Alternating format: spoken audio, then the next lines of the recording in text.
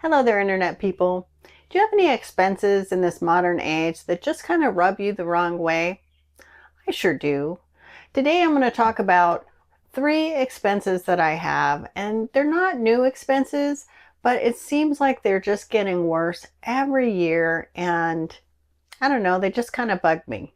And number 3, you might find a little controversial. Anytime I've seen any discussions online, it has been. So don't hate me for my opinions on this. I'm just going to share the way I feel. I'm also going to do an update on week 11 finances.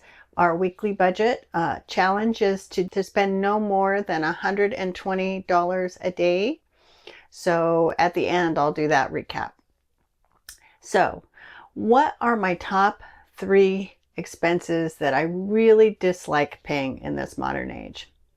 Number 1, subscriptions for software.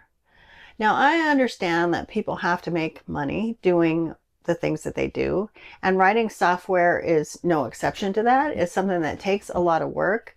But once software is written, it mainly is a program that a person could use and use and use over and over. And there was a time, it was the norm that you would just buy whatever the publisher decided to charge for that software. So if I wanted to do QuickBooks, I could pay $120 for that software, and then I was expecting to be able to use that software for the rest of my life. Well, nowadays the models have gone in a completely different direction. Instead of a one-time fee for the software, you have to pay monthly or yearly. And there have been many times where I want to learn a new software, but I'm just too busy. So I'm paying a subscription month after month after month for something that I'm just not using. I guess it's sort of like the gym membership model for software developers. So it is what it is. They charge what they're going to charge, but it's not my favorite model. And if I can find software that I can just buy outright, then that's what I'm going to do almost every time. So in this week's expenses, I do have subscriptions that I paid for. I paid for Microsoft 360, which covers my email program. It covers my writing software. It covers Word. It has a lot of nice. It also has, what's the other one it has? PowerPoint. So it has software that I'm actually using on a regular basis, so I don't mind paying for it. But there have been times like when I was using some Adobe programs for publishing, for making videos, and I paid quite a lot for a long time, and I just felt guilty every month when I wasn't using it. So Quicken, I've stopped using Quicken. I love their software. It's so easy to take it's so easy to keep track of your finances using Quicken, but it's just not worth it to me to pay monthly or yearly versus just buying the program outright. So let me know what you think about that. Is that a model of payment that you don't mind because they're constantly updating and you get value from it?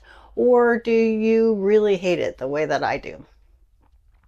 The second thing, the second fee or the second expense that I really dislike, that again seems to be getting worse and worse, is credit card fees.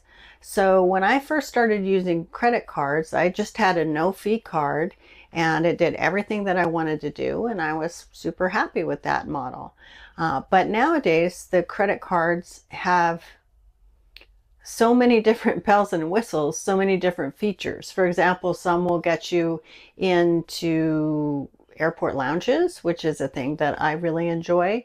And some will give you credits towards driving Uber and credits for all these different things.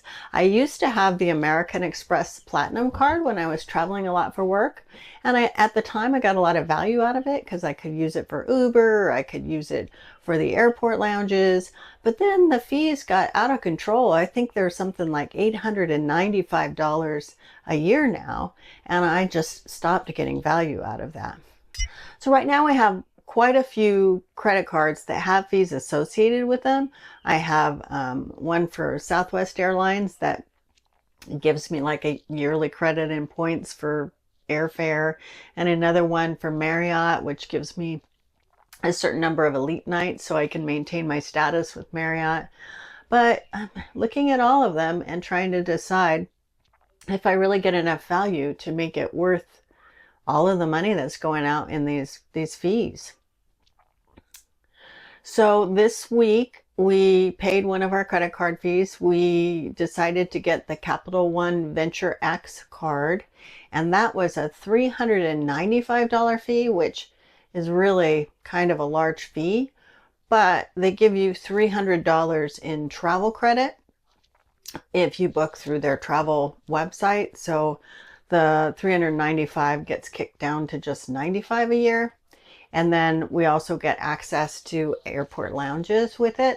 So it was a big expense for this week, but it's going to cover the year, and we'll get some of that back later when we do some travel, because we always stay in, we like to stay in hotels a lot of times when we travel. So I know that we'll use that credit.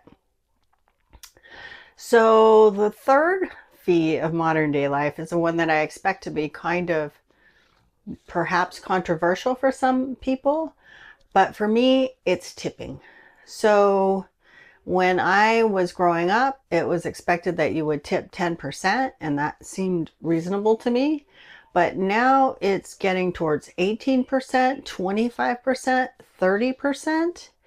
And because it's a percentage of an ever-growing expense, which is a restaurant meal, which you used to be able to get a restaurant meal for maybe $15, but now kind of the norm there is going to be $25 to $50 for your restaurant meal. So adding 20% to that is a lot. So that seems like an expense. And don't get me wrong, I do tip, and I really do try to be generous. So I really never tip less than 18%, even when the service isn't, fantastic. But it's something I really dislike. So, and it's not just in restaurants. It's, taxi drivers and hotels. If I'm spending $150 to $200 a night, I would much prefer that hotel pays the people that cleans the room adequately, so that I don't feel guilt if I don't leave a tip for a service that I'm not really even going to see, the cleaning of the room. So I just feel like the tipping culture is getting a little bit out of control in the United States. We recently returned from a trip to Spain where we spent quite a bit of time there, and we ate out all the time, but tipping isn't expected there, and they pay their people a living wage to do that job. And we found that there was also sort of this esteem associated with those roles. So the servers in restaurants, it's a highly respected profession. They were very efficient. They were very good at it. It's very different than in the United States. They don't have to be all friendly and, try to make sure you have this amazing experiences so that you'll tip well. They just do a very good job. And then if you did get very good service, you can leave a small tip, and it's appreciated by the servers, but it's not expected. So I don't know, it was very freeing. Like when you went to go out to eat and you knew you were going to get a cup of coffee and it was going to cost, 350 euros. It wasn't actually going to cost 5 euros because of adding that extra tip. So anyway, that's my little rant. I really appreciate the people in our culture that serve us in the ways that they do, and I get a lot of enjoyment from their service when it's good. But I think they should just make a living wage, and they should just charge whatever they charge for a meal and pay their servers what it's worth to do that job, not expect the consumer to be making it up so that the servers can, get gypped if the tips aren't good in a certain day. And so that I would think if it was my job, and I have been a waitress in the past, so I do know what it's like. It's not so great when what you get paid is changing every day, and it can have an impact on your mood, whether You had a good day where people were generous or a bad day where people were stingy, and you just do the same job day after day, and some days you get paid well for it and some days you don't get paid well at all. So just my opinion, and not anything that I can change. But it is making it so that we, go and eat out less because it's just becoming more and more expensive. The inflation in both the price of the food and the tip that you have to leave for that. So yeah, those are some expenses that I really dislike. So now moving on to our week 11 of retirement. So exciting. We're coming up on the 3-month mark here pretty soon. We had a fun week. We always have a little bit higher expenses when we're traveling just because there's gas, right? On Monday, we didn't have any expenses, so it was just our regular fixed expenses, which are $29 a day and then $16 for lodging. And on Tuesday, again, we just stayed home. We were getting ready for our road trip, so we didn't spend any money, and it was just $45. On Wednesday, again, because we're going on a road trip, we wanted to make sure the car was ready, so we got an oil change on the car.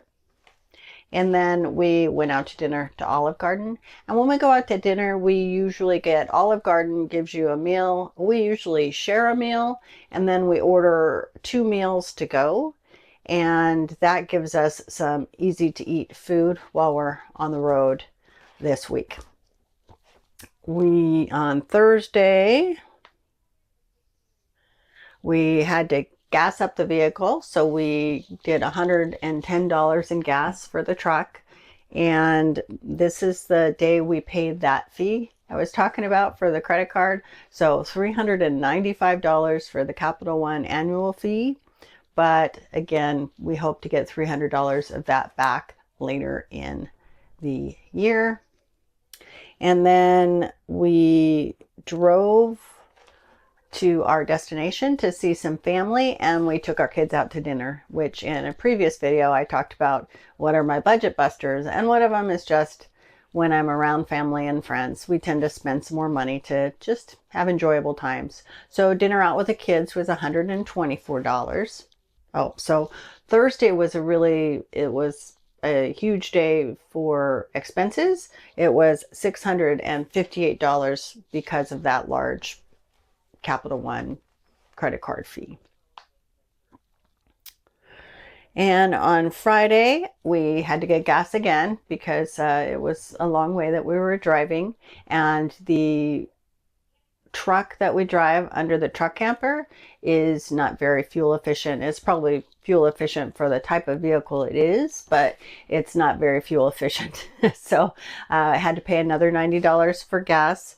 I had to pay another $80 for gas on Friday. And then that's the day we paid our Microsoft subscription, and that was $130. Again, software subscription fees just seem to be going up and up. When I first started with Microsoft, it was $100, and now it's $130 a year. So yeah, just one of those things. I don't love having to pay that expense, but I do get a lot of value from that particular suite of software. On Saturday, we bought some groceries. We were going to be going camping the following week, and that was $60. And then we paid our Netflix subscription for entertainment. That was $25. And then $20 for another software subscription. I think that was subscription for like the music that we put on these videos sometimes when I show something. And yeah, so our total for Saturday was $134. And on Sunday, we were just still sleeping at a family's house, so we didn't have any expenses at all. We had our groceries all ready to eat, and we didn't have to pay to sleep anywhere. We just stayed in our camper. So that day was only $29. So that helped a little bit with all of the expenses we had for the week. So our total for the week was very high. It was $1,370, but um, again, there were some annual expenses that we don't have to do but once a year. So that explains why our total was so high. The way that I calculate expenses for this challenge is sometimes if I know that there's a certain period that an expense is going to be spread over that I might have to pay ahead, well, I will hold off and not record that expense until we're actually doing the thing. For example, we'll be taking some cruises coming up, and I may have had to put a deposit down for the cruise in a given week, but I'm not going to record that expense for purposes of this challenge until we're actually on the cruise. And then I'm just going to take the total and divide it by the number of days on the cruise so you can get an idea of what the daily expense total for taking a cruise is. So that's kind of how I manage the expenses. But with the software, I didn't want to divide it by 365 and just add that to the fixed expenses. Maybe someday if I ever decide to do this challenge again, I'll be that organized, but that's not today. So for our budget challenge, our budget bucket, where we're trying to save up some money so that we can do some more fun things like cruises, our excess capital went down quite a bit. So we started the week with $756 in our budget bucket, and we went down quite a bit. We went down by $530. That was the amount that we overspent over our $120 a day plan. So our budget bucket now only contains $226. Well, that's it. That's our week 11 budget. Thank you for watching. If you enjoy this type of content and want to keep following us on our journey as we try to discover what gives us joy in retirement, please like and subscribe. So next week, week 12, I'm going to be talking about our camping trip exploring the Oregon coast. I will see you then. Until then, I'll be overthinking.